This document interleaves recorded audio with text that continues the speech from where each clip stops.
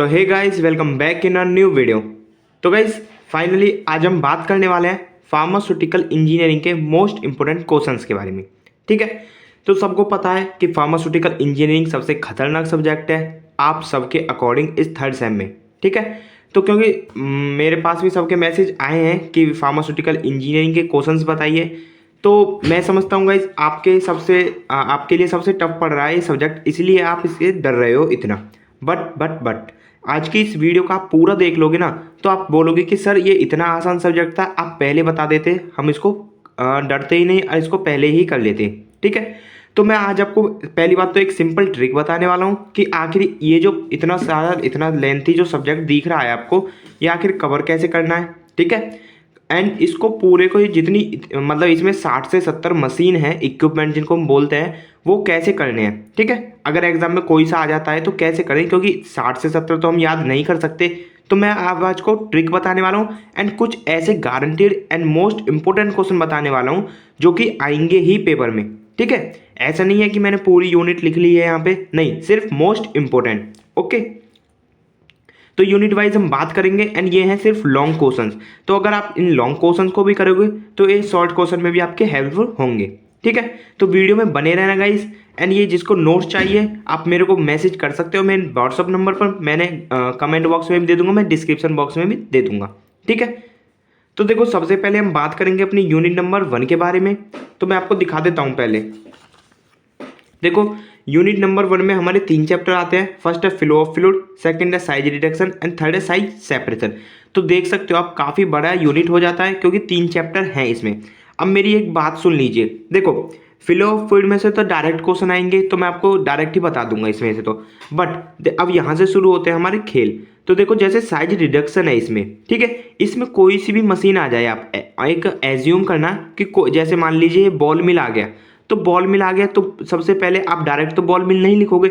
Ball मिल आप लिखोगे किस में पढ़ रहे हो, तो पहले आप लिखोगे साइज रिडक्शन के बारे में। तो इसके कुछ आपको ऑब्जेक्टिव्स पता होने चाहिए पहले से ही, मैकेनिज्म आपको पता होना चाहिए अच्छे से, क्योंकि इसका जो बॉल मिल का प्रिंसिपल आएगा वो इस मैकेनिज्म से ही आएगा। ठीक है, लॉस गवर्निंग आप छोड़ सकते हो, कोई दिक्कत नहीं है। फिर इसके फैक्टर अफेक्टिंग आपको पता होने चाहिए। तो मैं कहने का मतलब क्या है, आप समझिए कि जैसे साइज रिडक्शन हो गया, साइज सेपरेशन हो गया, यहाँ पर एवापोरेशन हो गया, ड्राइंग हो गया, तो मतलब कोई सा भी टॉपिक आ रहा है, किसी की भी मशीन आ रही है, तो उसका आपको ऑब्जेक्टिव एंड मैकेनिज्म, सिंपल 2 बात होनी चाहिए, objective and mechanism and third बात फैक्टर अफेक्टिव।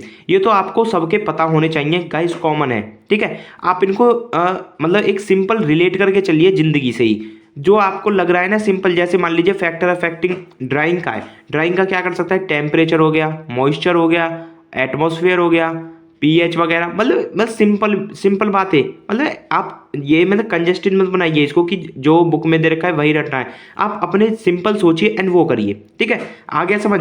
मतलब जितने भी ये चैप्टर्स हैं, जितनी भी प्रोसेस दे रखी हैं, सबके आपको objectives, mechanism and factor affecting पता होने चाहिए। तो मैं अब बार बार क्वेश्चन में वो तो नहीं लिखूंगा, तो आपको पता होने चाहिए ये। ठीक है, तो देखो सबसे पहले हम बात करते हैं यूनिट नंबर 1 की।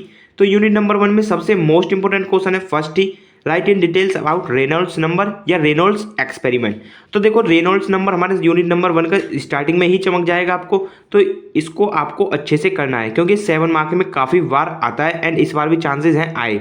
ओके, तो देखो रेनॉल्ड्स का एक एक्सपेरिमेंट है जिसके ऊपर ये रेनॉल्ड्स नंबर आए थे, तो वो भी आपको जरूर से पढ़ना होगा। ओके, एंड सेकंड आता है फिर most most most important question, Bernoulli theorem. तो ये भी आपको अच्छे से करनी है बर्नौली थ्योरम गाइस, 99% चांस है इसके आने के इस बार। ठीक है, देखो फिर आते हैं हमारी मशीन। तो चैप्टर 1 में जो 2 इंपॉर्टेंट मशीन है वो है ऑरिफाइज मीटर और वेंचुरी मीटर। आप थोड़ा सा मैनोमीटर को पढ़ लेना, क्योंकि अगर ये 7 मार्क में नहीं आता है तो 2 मार्क्स में तो कम जरूर ही आएगा, बिल्कुल। मतलब मैनोमीटर आता ही है हर बार, 2 मार्क्स में आए या 7 मार्क्स में आए। ठीक है, तो मतलब अच्छे से एक बार पढ़ लेना मैनोमीटर को और इसके जो टाइप्स हैं उसको बस। एंड मशीन में बात करें तो हम ऑरिफाइस मीटर और वेंचुरी मीटर।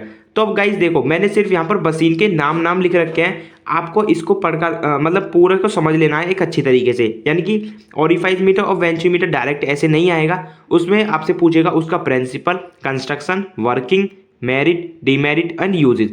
ये सब मशीन के आपको पता होने चाहिए। देखो मेरिट, डीमेरिट एंड एप्लीकेशंस, और यूजेज वगैरह ये तो सब सेम है, ठीक है। मैकेनिज्म आपने पढ़ लिए, जैसे मैंने शुरू में ही बता दिया मैकेनिज्म सबके पता होने चाहिए, तो प्रिंसिपल तो वही हो गए ना। अब इन मशीन्स का आपको कुछ पढ़ने की जरूरत नहीं है, सिर्फ उसका डायग्राम आप याद कर लीजिए या फिर आप मतलब समझ लीजिए, कुछ भी कह लो। डायग्राम आप पढ़ लीजिए, बॉल मिले आपने एक बार डायग्राम बना दिया तो कंस्ट्रक्शन में जो जो पार्ट है वो लिख दोगे। वर्किंग आपको जब डायग्राम बनाए तो आपको पता होगा कैसे, मतलब वही है जैसे बॉल मिल समझ लीजिए एक एग्जांपल है। पहले हम फीड को इनलेट कराएंगे, फिर उसमें जो बॉल्स होती है हमारी लोहे की वो डालेंगे, फिर मशीन को ऑन करेंगे, फिर जो इम्पैक्ट होगा एट्रीशन होगा उसकी वजह से जो मटेरियल का साइज होगा वो रिड्यूस होगा। मतलब बना बना के आप लिख सकते हो, ऐसा नहीं है कि रटना है आपको, ठीक है। तो ये ओरिफाइस मीटर और वेंचुरी मीटर, तो जो गाइज मैंने यहाँ पर मशीन लिखी है ना, बहुत ही कम मशीन लिखी है, एंड इनको तो आप बिल्कुल छोड़कर ना जाए, ठीक है। फिर आता है हमारा फोर्थ, बॉल मिल या हैमर मिल।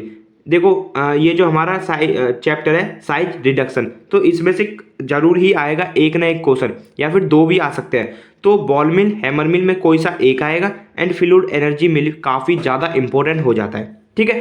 तो ये मतलब जितने भी मैंने यहाँ पर लिखे हैं ना मशीन, आप बिल्कुल छोड़कर मत जाइए, मैंने मोस्ट इंपोर्टेंट से मोस्ट इंपोर्टेंट ही लिखे हैं, ओके।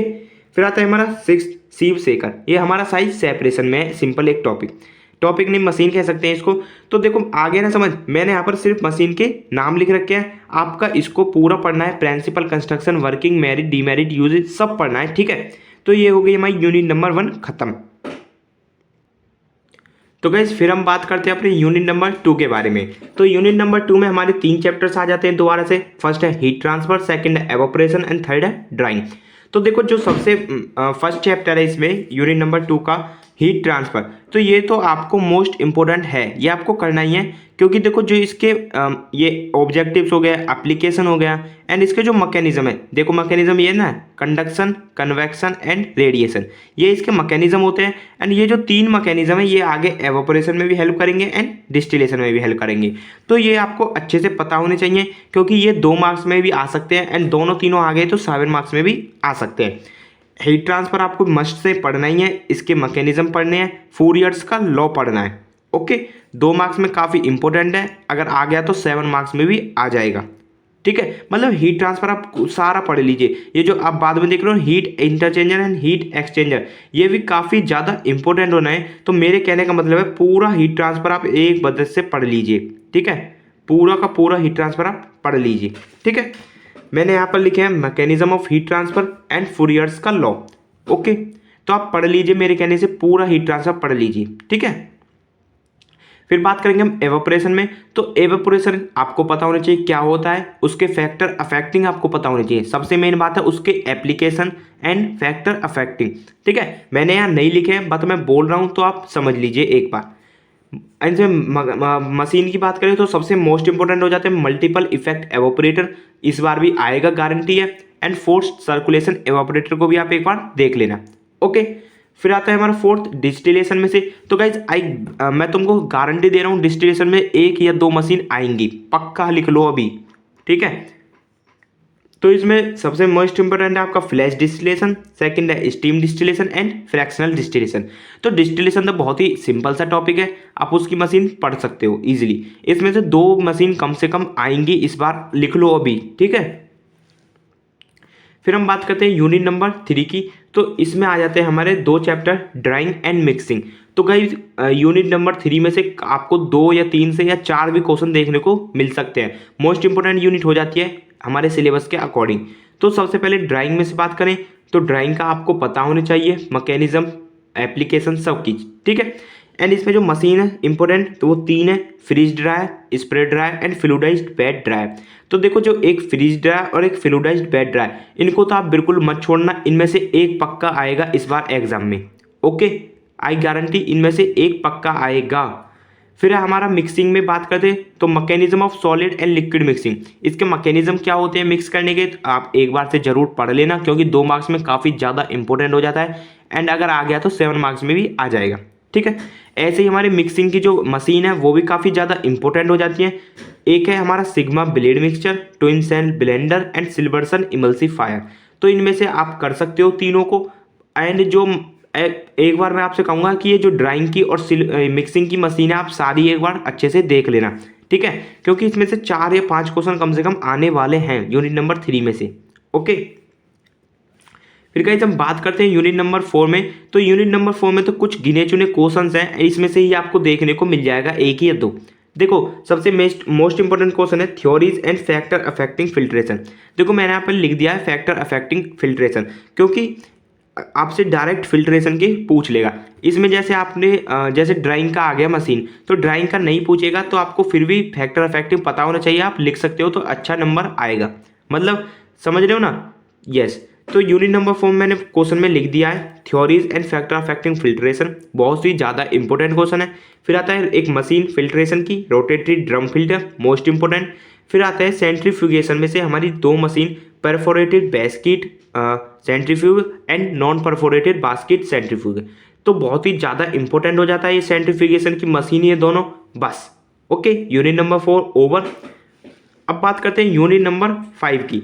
तो यूनिट नंबर 5 में हमारे बहुत ही ज़्यादा इंपॉर्टेंट यूनिट हो जाती है ये। और गाइज अगर आपको मशीन याद नहीं हो रही है तो आप यूनिट नंबर 5 याद करके पूरा अच्छी तरीके से स्कोर कर सकते हो। तो देखो सबसे पहला एक क्वेश्चन आता है इसमें कोरोजन के ऊपर। कोरोजन वही जो जंग वगैरह लग जाता है उसके ऊपर, उसकी आपके थियरीज पूछ लेगा या टाइप, या फिर आपसे सीधा कर लेगा डिटेल नोट ऑन कोरोजन। तो कोरोजन काफ़ी ज़्यादा इंपॉर्टेंट टॉपिक होने वाला है, आप इसको बिल्कुल छोड़कर ना जाए। ओके, एंड सेकंड का क्वेश्चन है इसमें describe various factor affecting selection of material for construction.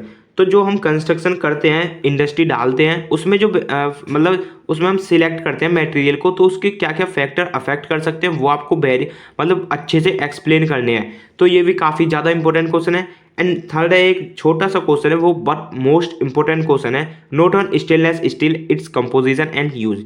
तो गाइस ये 3 क्वेश्चन है यूनिट नंबर 5 में, आप तीनों को अच्छी तरीके से पढ़िए, 3 में से 2 कम से कम आपको देखने को मिलेंगे। ओके, तो गाइज आई होप आपको वीडियो अच्छी लगी होगी एंड कुछ नॉलेजेबल लगी होगी आपको। आई होप अब थोड़ा सा डर निकला होगा इस इंजीनियरिंग सब्जेक्ट से।